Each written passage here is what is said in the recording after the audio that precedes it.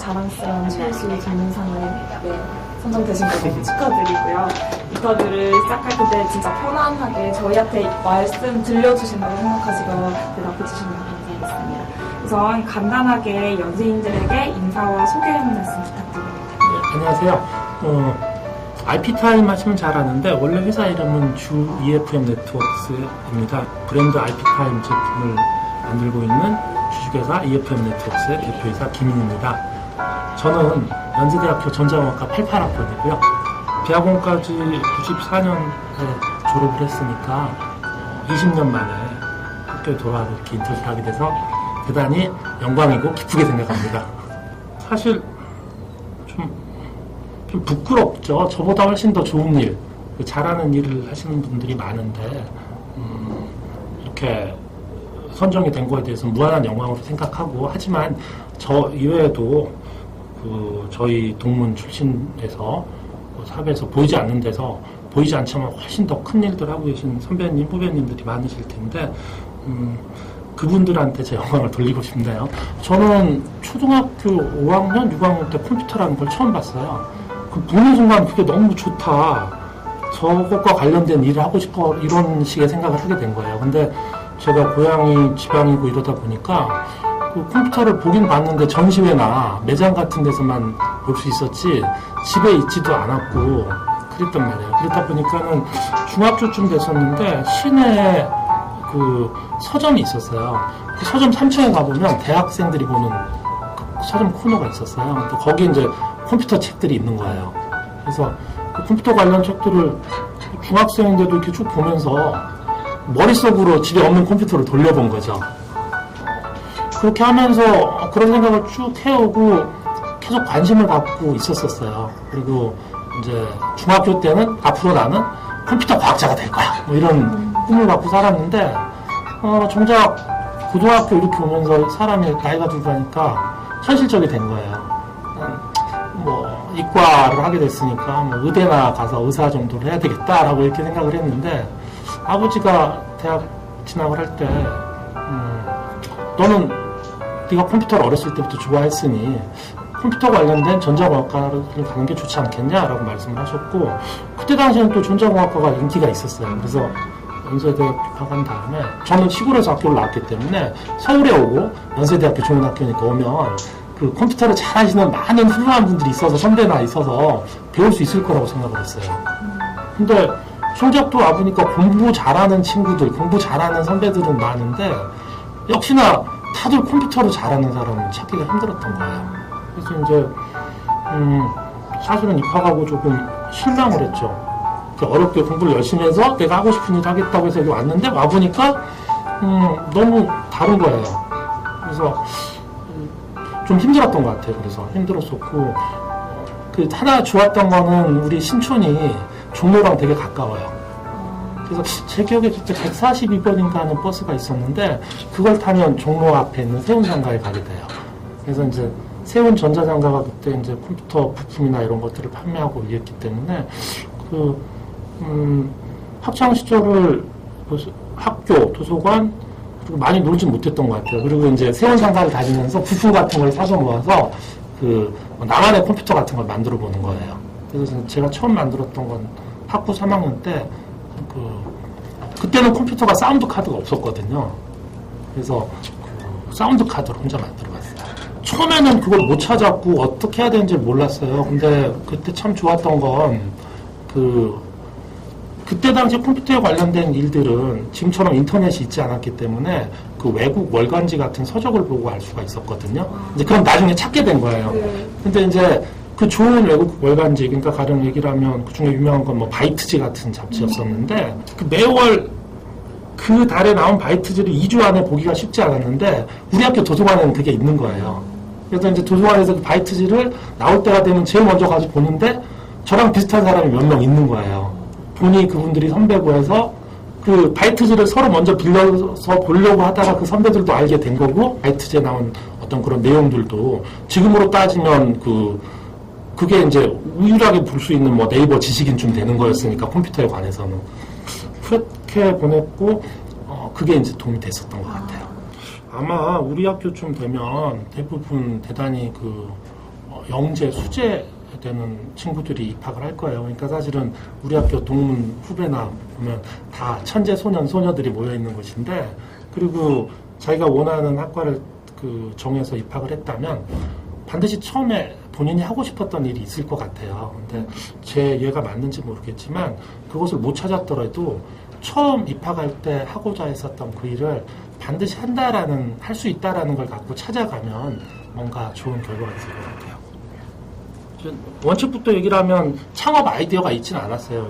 그냥 그때그때 해야 되는 일, 할 수밖에 없는 일을 열심히 했었던 것 같은데, 가령 예를 들면 대학교 3학년 때쯤 되니까 컴퓨터에 관련된 하드웨어, 소프트웨어에 대해서는 저보다 잘하는 친구가 별로 없는 것 같이 됐어요. 그리고 대학원을 진학을 했는데 암만 해도 공대구 하다 보니까 실질적인 것을 만들고 구현하는 데 관심이 많은데, 대학원이나 이런 데서는 그보다는 어떤 수학적인 것들 많이 하시고, 그리고 그러면서 심지어 이제 그런 대학원을 마치고 컴퓨터 통신 네트워크를 하는 연구소에 삼성전자에 입사를 하게 됐는데, 거기서 쓰는 기술이라던가 프로그램 하는 방식 이런 것들이 오히려 제가 하고 있는 것보다 좀 떨어진 거예요. 그러니 이제 또 대학교 입학했을 때랑 비슷해진 거예요.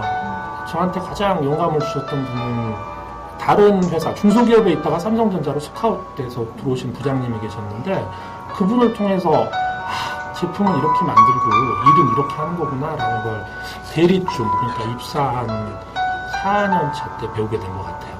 그렇게 해서 이제 그분 밑에서 일도 배우고 재밌었는데 IMF가 터진 거예요.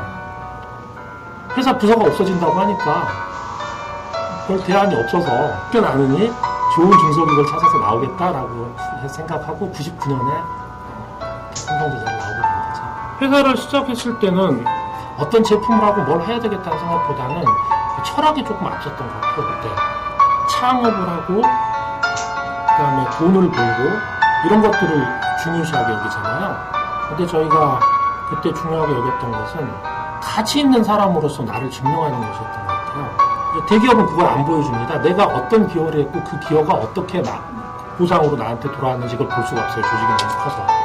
그 다음에 벤처기업이라는 그 벤처 붐을 타고 만들어진 기업 안에서는 내가 만든 제품이 소비자에게 전달이 돼서 그 소비자가 그 제품으로 받은 그 도움의 대가가 제 페이가 되는 거거든요.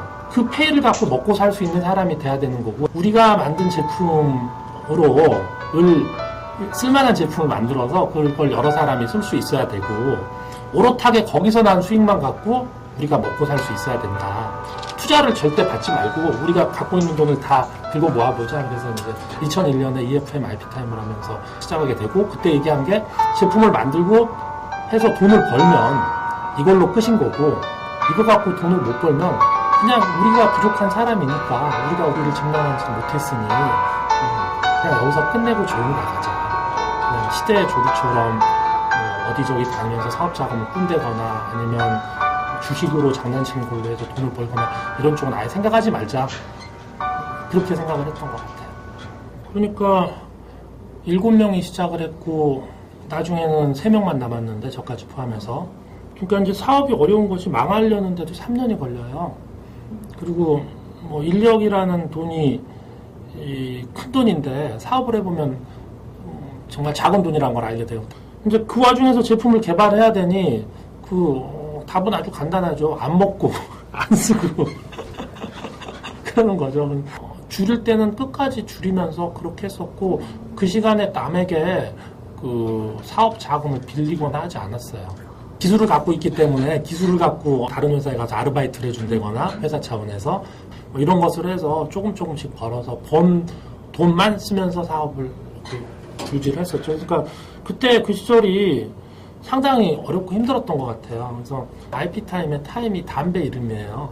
그때 가장 유명했던 담배가 타임이라는 담배였거든요. 그래서 힘들고 어려워서 그냥 담배, 물론 이게 흡연을 하라고 권장하는 것은 아니지만 그만큼 어려웠다는 얘기하면서 담배에 쩔어서 살 만큼 힘들게 살면서 있었던 것이고, 이제 그런 힘듦 속에 만들어진 IP 공유이다. 그래서 IP 타임 이런 게 될 수도 있을 것 같아요. 그래서 일단 결론부터 말씀드리면 착하게 살자는 거예요. 내가 충분히 착해서 다른 사람을 도와주는 데만 최선을 다한다면 주변 사람들이 나를 존재하게 해줘요. 기업은 경쟁에서 싸움에서 이겨야 수익이 난다고 생각을 하는데요.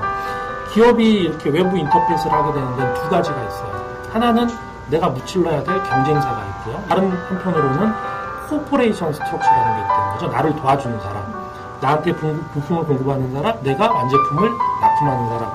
근데 이제 많은 기업들이 그걸 헷갈려해요. 어쨌거나 기업은 경쟁에서 살아남아야 된다고 해서 나의 경쟁자랑 싸우는 건데 이 코퍼레이션 스트럭처 안에서 싸우는 거예요. 다시 말해서 나를 도와주는 사람한테 조금 더 뺏어서 자기 걸 더 만들려고 하는 거예요. 근데 저희 회사랑 같이 가는 것 중에 14년 동안 망한 회사가 한 곳도 없어요. 그래서 이런 그 주변 회사를 잘 되게 해주고 인간관계에서도 마찬가지인 것 같아요. 다른 사람의 주변 회사의 손실을 나의 이익의 기반으로 삼으려고 하면 그것은 절대 안 되는 것이라고 하죠. 무엇을 할 거냐는 중요한데 그 무엇을 할 거냐를 찾기 위해서 고생하기보다는 지금 하는 것을 열심히 꿰뚫어서 완벽하게 하다 보면 지금 하고 있는 일이 다음 할 일을 알려줍니다. 그러니까 가령 그 IP타임 초기에는 와이파이 무선 기술이 없었거든요. 근데 그때 당시에 국내 공유기 업체가 한 3개 정도 업체가 있었는데 그때 한 3개 정도 경쟁사 중에 저희 회사가 가장 작았었죠. 유선공유기를 다들 잘 팔고 다들 회사들이 매출 100억대를 육박하면서 돈들을 많이 벌었어요. 근데 여기서 이제 그 나머지 망해버린 두 회사하고 저희 회사가 달라지게 되는데 나머지 두 회사는 회사에 매출이 생기니 다른 아이템을 하겠다고 뛰어들었어요. 근데 그때 당시 저희 회사는 회사에 생긴 수익금을 갖고 공유기 중에 90%는 유선공유기고 한 10% 정도가 무선공유기였는데 무선 모듈이 우리나라에 생산할 수 있는 설비가 없는 거예요.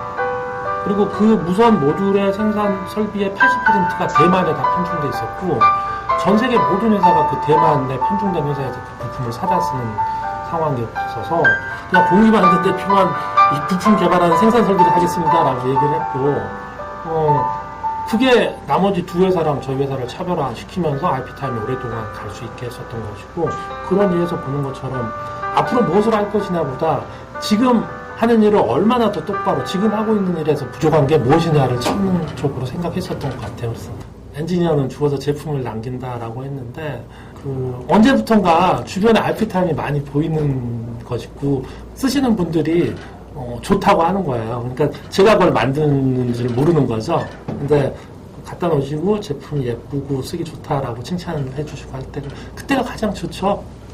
지금도요. 이 방송 보게 된 후배님들한테도 이제 회사가 어느 정도 크니 그 젊은 친구들 신입사원 이렇게 면접도 보게 되고 하는데 그 친구들한테도 해주고 싶은 말이 그 목표가 그러니까 아까 말씀드렸던 것처럼 돈 버는 회사를 만들고 싶었던 것이 아니고 좋은 제품을 만드는 회사를 만들고 싶었던 거거든요. 거기 집중을 했었던 것 같아요. 투박하지만 착하고 좋은 사람 어떤 것을 하더라도 선한 삶을 추구하면 그러면 분명히 인생은 거기에 대해서 보답을 해주는 것 같아요.